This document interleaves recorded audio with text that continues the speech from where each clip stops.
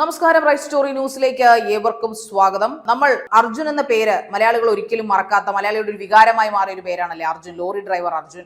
ഒരുപക്ഷെ ഒരു ലോറി ഡ്രൈവർക്കും ഇതുവരെ കിട്ടാത്ത സ്നേഹവും ബഹുമാനവും വേദനയും എല്ലാം ആദ്യമായിട്ട് അറിഞ്ഞ ഓരോ മലയാളികളും അദ്ദേഹത്തെ സ്നേഹിച്ചു എന്നുള്ളതാണ്. അദ്ദേഹത്തിനെ തിരിച്ചു കിട്ടാൻ വേണ്ടി പ്രാർത്ഥിക്കാത്ത മലയാളികൾ ഉണ്ടാവില്ല. ആ അർജുന്റെ പേരോടൊപ്പം ചേർത്ത് വെച്ച സ്നേഹത്തോടെ മലയാളികൾ ഹൃദയത്തിലേറ്റിയ ഒരു പേര് തന്നെയാണ് ലോറി ഉടമയായ മനാഫ്. ഷിരൂരില് അർജുന്റെ മൃതദേഹം കിട്ടുന്നത് വരെയും ലോറി പൊക്കിയെടുക്കുന്നത് വരെയും താൻ ഇവിടെ ഉണ്ടാകുമെന്ന വലിയ വീര്യത്തോടു കൂടി പറഞ്ഞിരുന്നയാൾ, അത്രയും ദിവസം അവിടെ ഉണ്ടായിരുന്നയാൾ, അതെല്ലാം മീഡിയ സാക്ഷ്യമാണ് അതിനെല്ലാം. പക്ഷെ ആ മനാഫിനെ കുറിച്ച് മനാഫ് നല്ലത് മാത്രമാണ് അർജുനെ കുറിച്ചും അർജുന്റെ വീട്ടുകാരെ കുറിച്ചും പറഞ്ഞിരുന്നത്. എന്നാൽ ആ മനാഫിനെ കുറിച്ച് അർജുന്റെ വീട്ടുകാർ ഗുരുതര ആരോപണങ്ങളാണ് ഉന്നയിച്ചിരിക്കുന്നത്. അത് കേട്ടിപ്പോ ഞെട്ടിയിരിക്കുകയാണ് കേരള ജനതയും മാധ്യമങ്ങൾ ഉൾപ്പെടെ. കാരണം അദ്ദേഹത്തിന്റെ ചിത എരിഞ്ഞടങ്ങി മണിക്കൂറുകൾക്കിപ്പുറം അദ്ദേഹത്തെ കുറിച്ച്, അദ്ദേഹത്തിനോടൊപ്പം നിന്ന അല്ലെങ്കിൽ അദ്ദേഹത്തിന്റെ മൃതശരീരവും അദ്ദേഹത്തിന്റെ ലോറിയും കിട്ടണമെന്ന അദമ്യമായി അഹോരാത്രം പ്രവർത്തിച്ച മനാഫ് എന്ന വ്യക്തിയെ കുറിച്ച് ഗുരുതര ആരോപണങ്ങൾ പറഞ്ഞിരിക്കുന്നു. അത് പറഞ്ഞിരിക്കുന്നത് അർജുന്റെ അമ്മയും അദ്ദേഹത്തിന്റെ ഭാര്യയും സഹോദരിയും അളിയനും അനിയനുമൊക്കെയാണ്. പത്രസമ്മേളനം വിളിച്ചുകൂട്ടി പറഞ്ഞിരിക്കുന്നത്, ഇനിയും ഞങ്ങളെ ഇങ്ങനെ ആക്രമിച്ചാൽ, അതായത് സൈബർ ബുള്ളിങ്ങിന് കാരണമാക്കിയാൽ തങ്ങൾ കേസ് കൊടുക്കുമെന്നാണ് അവർ പറയുന്നത്.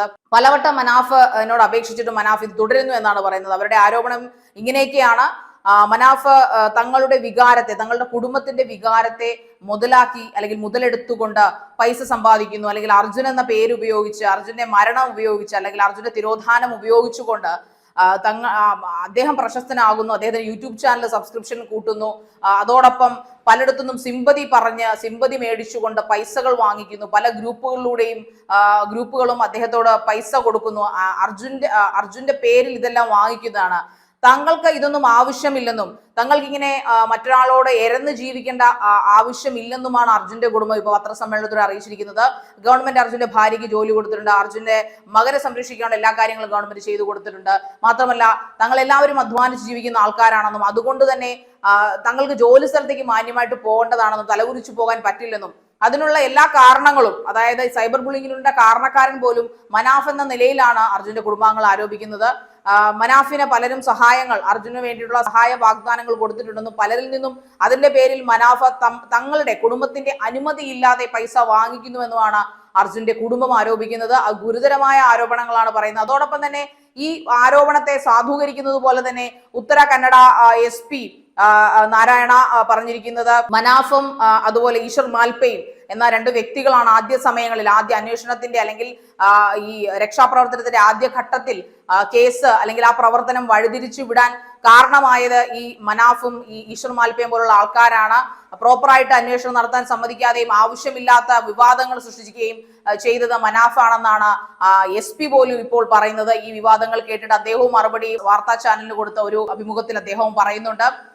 കൊടുത്ത സ്റ്റേറ്റ്മെന്റ് ഇങ്ങനെ തന്നെയാണ് നാരായണ പറയുന്നത്. SP നാരായണ പറയുന്നത്, മനാഫ് എന്നും ഈശ്വർ മാൽപ്പയെ പോലുള്ള വ്യക്തികളാണ് ഈ കേസുകൾ വഴിതിരിച്ചുവിടാൻ കാരണം. അവർ ആവശ്യമില്ലാത്ത പ്രശസ്തിക്ക് വേണ്ടി ശ്രമിച്ചു എന്നാണ് പറയുന്നത്.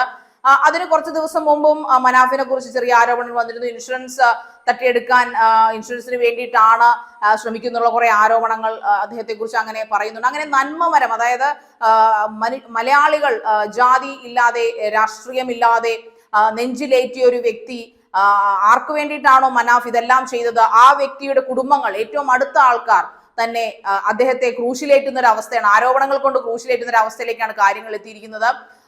അതുമാത്രമല്ല, ഇങ്ങനെയുള്ള കാര്യങ്ങൾ ചെയ്തുകൊണ്ട് തന്നെ അദ്ദേഹത്തിനെതിരെ കേസ് എടുത്തെന്നാണ് പറയപ്പെടുന്നത്. ഇപ്പോൾ അങ്ങനെ ഒരു വാർത്ത മാധ്യമങ്ങളിലൂടെ വരുന്നുണ്ട്.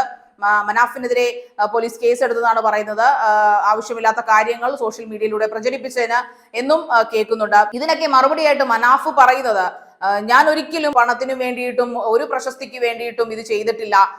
മനാഫ് എന്ന് പറഞ്ഞാൽ അദ്ദേഹം പലവട്ടം മാധ്യമങ്ങളോട് പറയുന്നുണ്ടായിരുന്നു, എന്റെ സഹോദരനെ പോലെ ഞാൻ കണ്ടിരുന്ന ഒരാളാണ്. അതുകൊണ്ട് തന്നെ ആ അർജുന്റെ മകനെ സംരക്ഷിക്കാനുള്ള ഉത്തരവാദിത്വം തനിക്കുണ്ട്.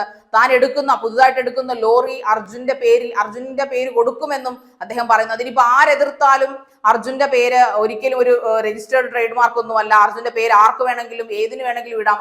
അർജുൻ എന്ന പേര് അവരുടെ സ്വന്തമല്ലല്ലോ എന്ന രീതിയിൽ വികാരധീനായിട്ടാണ് മനാഫ് സംസാരിച്ചത്. അതോടൊപ്പം തന്നെ അദ്ദേഹം പറയുന്നത്, ഇനി അർജുന്റെ വീട്ടുകാർ എന്നെ എന്ത് തള്ളി പറഞ്ഞാലും ഞാൻ ഒരിക്കലും ആ കുടുംബത്തെ തള്ളി പറയില്ല, എനിക്ക് ആ കുടുംബത്തോട് ഒരു ദേഷ്യവുമില്ല. ഇത്രയും നാൾ, അതായത് അർജുനെ കണ്ടുകിട്ടുന്നവരെ, അർജുന്റെ ചിത എരിയുന്നത് വരെയും ഒന്നും പറയാതിരുന്ന ആൾക്കാർ പെട്ടെന്നൊരു സുപ്രഭാതത്തിൽ വന്നുകൊണ്ട് ഇങ്ങനെ ഒരു വാർത്താ സമ്മേളനം നടത്തേണ്ട കാര്യം, അല്ലെങ്കിൽ ഇങ്ങനെ ഒരു പത്രക്കാരുടെ മാധ്യമങ്ങൾ മുമ്പിൽ വന്ന് ഇങ്ങനെ ഒരു ആരോപണം ചെയ്യേണ്ടതിന്റെ കാര്യം മനാഫിന് മനസ്സിലാവുന്നില്ല. ഒരുപക്ഷെ അവരെ ആരെങ്കിലും തെറ്റിദ്ധരിപ്പിച്ചിട്ടുണ്ടാവാമെന്നാണ് മനാഫ് പറയുന്നത്. അതോടൊപ്പം കുടുംബാംഗങ്ങൾ എപ്പോൾ വിളിച്ചാലും ഞാൻ എൻ്റെ ഫോൺ ഓണാക്കിയിരുന്നു, ഞാൻ ഒരിക്കലും അവരുടെ ഫോണുകൾ എടുക്കാതിരിക്കുകയോ തിരിച്ചു വിളിക്കാതിരിക്കുകയോ ചെയ്തിട്ടില്ല എന്നൊക്കെയാണ് മനാഫ് പറയുന്നത്.